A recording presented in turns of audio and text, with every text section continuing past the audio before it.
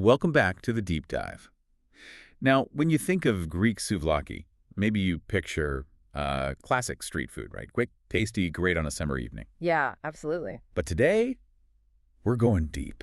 We're looking into what seems like a simple dish, but is actually, well, a culinary and historical survivor. We're talking over 3,500 years. It's incredible, isn't it? More than just meat on a stick. Definitely more. Everyone knows that image-great marinated meat, skewered, grilled, maybe in a pita with some tzatziki. Right, the classic. But our sources show us it's way deeper. It really represents Greek culture, connection, and this amazing historical line.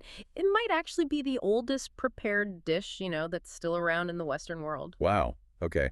That's a big claim. It is. So our mission for you today is to really pull out that history, get why it's so important culturally, and then lock down the secrets, the real techniques for making it perfect. We want the why behind it all. Makes sense. Okay, so let's unpack this. And unpacking the history, well, we genuinely have to start way back. Bronze Age. Seriously? Yeah, the story goes back over 3,500 years. 3,500 years. Yeah. It covers so much change technologically, socially. How do we know? What's the proof for grilling skewered meat back in the 17th century BCE? Like, how do we know they weren't just, holding raw meat chunks over a fire? Good question. It's the tools, the specific tools they found. Okay. The earliest actual physical evidence, it dates to around 1700 BCE.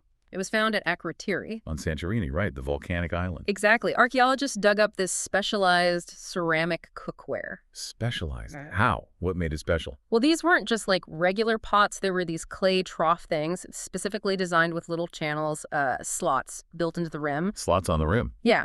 And the sources are pretty clear. These were made deliberately to hold the ends of skewers, metal ones, wooden ones, right over the hot coals below.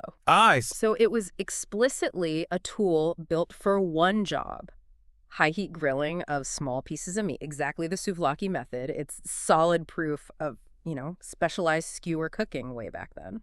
That is fascinating. Okay, so not an accident. This was a known technique, an engineered way of cooking. Pretty much. And clearly it stuck around because it pops up in, fancy literature and stuff. Absolutely. In the ancient Greek text, the idea of skewered meat, they called it obelos.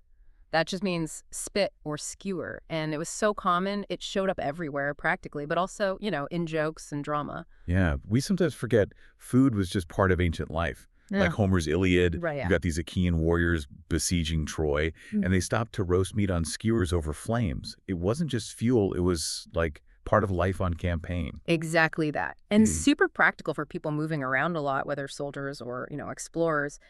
Xenophon, in his history, the Anabasis, he mentions again and again how practical it was for soldiers to roast a bellows skewered meat on that massive 10,000-man trek. Easy to carry, easy to cook. Ultimate field food, really. And then socially, you mentioned Aristophanes, the playwright. Yeah, the comic playwright. He used obelos all the time in plays like Knights in Peace, often linked to feasts or making fun of politicians.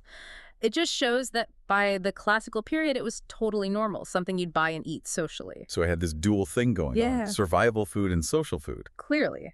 And if we link the name souvlaki we use now, it's the diminutive, the small version of souvla, which means skewer.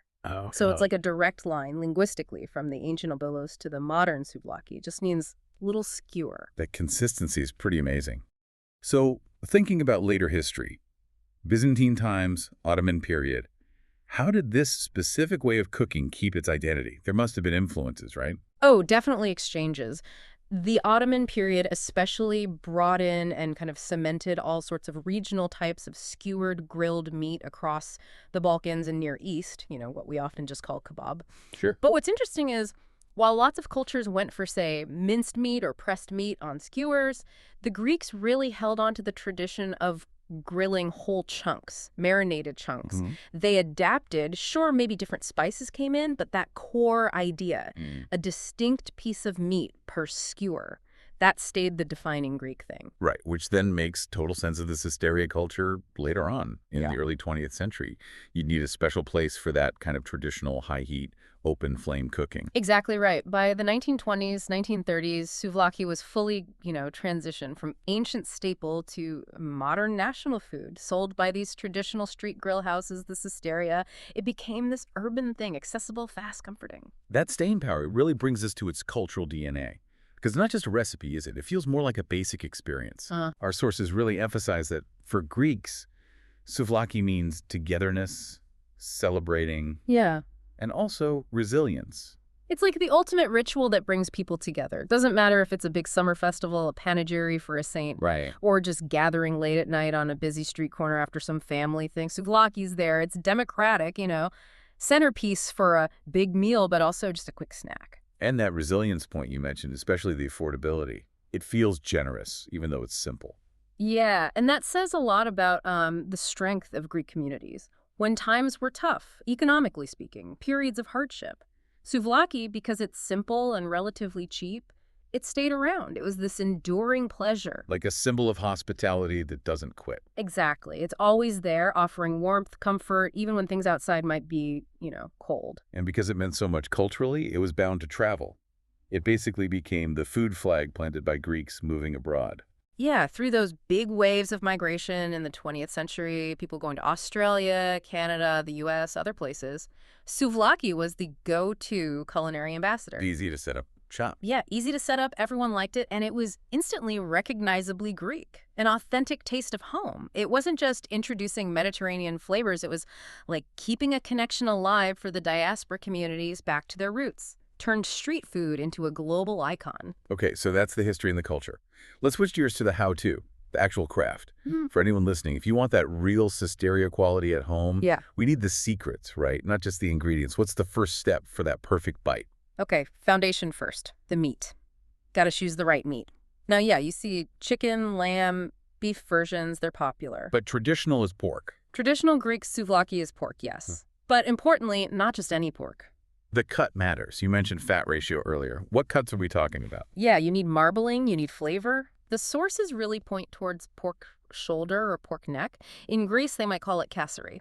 Shoulder or neck. Okay. These cuts just have more connective tissue, more fat naturally, and that's absolutely critical. If you pick something super lean, like, say, a pork loin, that meat's just going to seize up and dry out way too fast under that high, quick heat you need for souvlaki. Got it. So the fat melts, keeps it juicy inside, while the outside gets that nice char. It's like internal basting. Exactly that. Now, once you've got your cubes, next up is the marinade, the classic Greek one. And we need to think about why each ingredient is there, not just list them. Right. What's the chemistry doing? Okay, so the key players. Good olive oil, fresh lemon juice, crushed garlic, lots of dried oregano, Greek oregano, specifically coarse salt, black pepper. Olive oil first. The olive oil does two things. One, it carries the fat-soluble flavors, from the herbs and garlic. Two, it gives a little protective layer, helps keep moisture in the meat. And lemon juice, that's the acid, right? That's your main tenderizer. It's a weak acid, so it gently starts breaking down the proteins, the connective tissue on the surface, kind of preps the meat for cooking fast. Makes sense. But the flavor star, really, it's the oregano. You have to use Greek oregano. It's got this earthy, super fragrant thing going on. That's the defining taste. Okay. And how long does this marinade need, this chemical bath? You need at least 4 hours minimum just to get the flavor in there. But honestly, overnight is best. Overnight, got it. You want that zinginess, the salt to really get deep into the cubes. Oh, and a key tip people miss. Skewer the meat just before you grill it. Not right after marinating. No, skewer it last minute. That way the marinade coats every single surface properly right up until it hits the heat. Okay, good tip. Now the fire. This is where it gets really interesting, you said. Yeah. Because the heat source itself matters. Oh, it absolutely does. You just can't get that authentic taste from a standard gas grill or like a frying pan. Yeah? No. Traditional methods use real charcoal or wood fire. Ideally, olive wood, maybe other hardwoods. That's where the smoke comes from, that unmistakable smoky scent. It's like, it's an ingredient itself, part of the identity. Okay, so technique is everything here. We want those charred edges, but keep the middle from drying out? Yeah. What's the strategy with the high heat? Intensity and speed. That's the game. Cook it over high heat, but for short bursts. You're aiming for a fast, pretty aggressive sear on all sides. Right. That locks the juices in, gets you those tasty, slightly bitter charred bits. You are definitely not slow roasting this. For pork souvlaki, total time should only be maybe 8 to 12 minutes. Depends on how hot your fire is. 8 to 12 minutes. That's quick. It is. Is there a final step? Something maybe home-cooked rush? Yes. And it's maybe the most crucial one for keeping it juicy inside. Resting. Patience. You got it. Once you pull the souvlaki off that intense heat, ideally it hits about, say, 145, 150 Fahrenheit inside. You absolutely must let it rest. Just tent it lightly with foil, 5 minutes. This lets the juices, which the heat pushed towards the center, kind of relax and spread back out through the meat. Okay. Guarantees every bite is tender, juicy. That's the real secret of the pros, this hysteria. Wow. What an incredible journey, really, for just a simple skewer of meat. We started way back looking at special cookware in Santorini 3,500 years ago. Yeah. Tracked it through Homer, Aristophanes. And now we're down to the chemistry of marinades and the physics of high-heat grilling. And if you connect it all up, look at the bigger picture. What you see is this food tradition that basically navigated millennia of massive change. It kept its core identity, traveled the whole world, all based on being fundamentally simple and culturally strong. It just stayed constant while empires rose and fell around it. That is a truly powerful point about simple shared things lasting.